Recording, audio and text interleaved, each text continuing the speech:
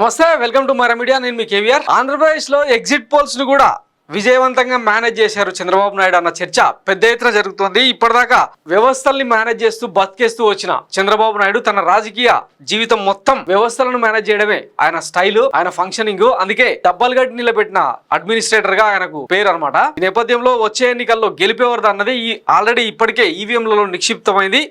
ఈ రాత్రి గడిస్తే ఫలితమైంది విజేత ఎవరు అన్నది తెలిసిపోయే అవకాశం ఉన్న తరుణంలో ఎగ్జిట్ పోల్స్ ను కూడా మేనేజ్ చేయడం ఏంటన్నది ఇక విజనరీకి చంద్రబాబుకే తెలియాలి. దీని మీద సోషల్ మీడియాలో పెద్ద ఎత్తున చర్చ జరుగుతుంది. ఎగ్జిట్ పోల్స్ ఇవ్వబోయి ఫూల్స్ అయినాయి కొన్ని సంస్థలు. అవేంటన్నది ఒకసారి డీటెయిల్గా చూద్దాం. ఇది axis and my India group వాళ్ళు ఇచ్చిన ఎగ్జిట్ పోల్ అనమాట.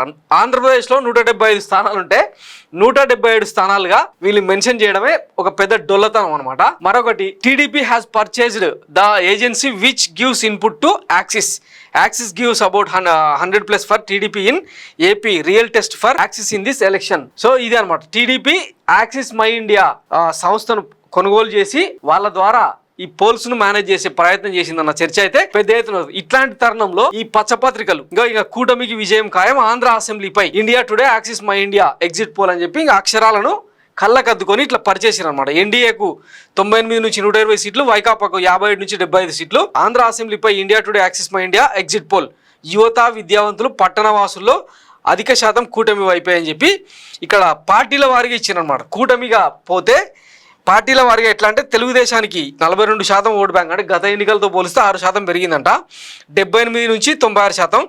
జనసేనకు 16 నుంచి 18% ఓటు షేర్, 7% ఓటు షేర్తో 16 నుంచి 18 స్థానాలు దక్కుతాయి. అలాగే భాజపాకు ఏ గ్రౌండ్ కూడా లేని భాజపాకు 2% ఓట్లతో 4 నుంచి 6% సీట్లు వస్తాయి.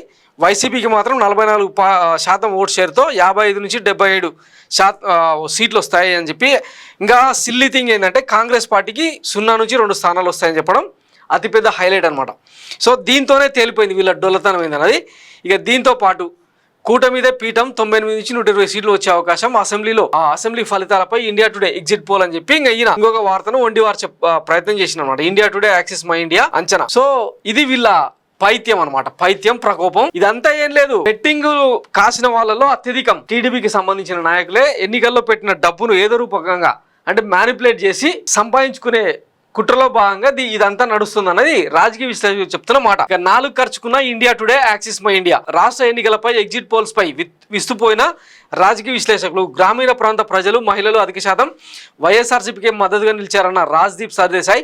మీరు చేసిన సర్వే సహేతుకంగా కనిపించడం లేదంటూ యాక్సిస్ మై ఇండియా అధినేత ప్రదీప్ గుప్తాకు చురక. చంద్రబాబు అరెస్టుతో సానుభూతి. దక్షిణాది రాష్ట్రాల్లో ప్రభుత్వాలు మార్చే సంప్రదాయం ఉందన్న ప్రదీప్ గుప్తా. కేజ్రీవాల్, హేమంత్ సోరెన్ అరెస్టుతో ఢిల్లీ, జార్ఖండ్ లో సానుభూతి వచ్చినట్లు మీ సర్వేలో కనిపించలేదేమంటూ నిలదీసిన రాహుల్ కన్వాల్. 2021 పశ్చిమ బెంగాల్, 23లో ఛత్తీస్గఢ్, మధ్యప్రదేశ్ ఎన్నికల ఎగ్జిట్ పోల్స్ పై తప్పిన India Today Axis My India అంచనా అని చెప్పి ఇది ఒక కథనం అనమాట. సో ఇంత ఇన్ డీటెయిల్డ్ గా పట్టణ ప్రాంతము, అర్బన్ ఓటర్లు, తర్వాత గవర్నమెంట్ ఎంప్లాయీస్, అత్యధికంగా అగ్రవర్ణాలు టీడీపీకి ఓటేసిన మాట నిజం, అందులో ఏ మాత్రం డౌట్ లేదు. కానీ వాళ్ళ పర్సెంటేజ్ ఎంత, రూరల్ తో పోలిస్తే వాళ్ళ పర్సెంటేజ్ ఎంత, లబ్ధిదారులు అంటే వైసీపీ సంక్షేమ పథకాలను పొందిన లబ్ధిదారులు ఎవరైతే ఉంటారో ఇంచుమించు 70% తక్కువ కాకుండా వైఎస్ జగన్మోహన్ రెడ్డి సంక్షేమ పథకాలను అమలు చేసిండు. ఇంచుమించు 2,26,00,000 మందికి వివిధ రూపాల్లో ప్రభుత్వం నుంచి మేలు చేసిండు. సో ఇవేవి పరిగణలోకి తీసుకోకుండానే ఓన్లీ వ్యతిరేక ఓటు మాత్రమే కన్సిడర్ చేసి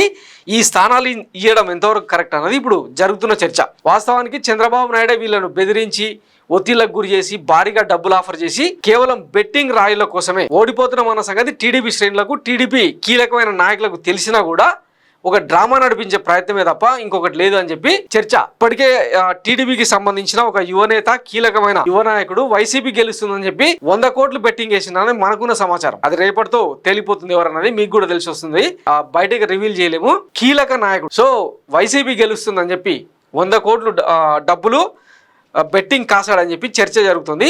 సో ఎన్నికల్లో పెట్టిన డబ్బులను తిరిగి రాబట్టుకోవడం కోసం ఈ బెట్టింగ్ ను వాళ్ళే ప్రోత్సహిస్తున్నారన్న చర్చ అయితే పెద్ద ఎత్తున జరుగుతుంది. సో ఇవన్నీ నమ్మాల్సిన అవసరం లేదు. వాస్తవానికి ఎగ్జిట్ పోల్స్ అన్ని ఎగ్జాక్ట్ పోల్స్ అవ్వాలన్న ఉద్దేశం కూడా లేదు. ఎందుకంటే చాలా సార్లు ఎగ్జిట్ పోల్స్ కంటే మించిన ఫలితాలు వచ్చినాయి. కొన్ని సార్లు ఎగ్జిట్ పోల్స్ అంచనాలు తప్పిన సందర్భాలు కూడా ఉన్నాయి.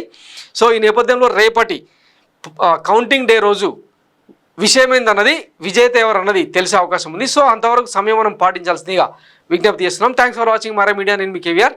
Thank you.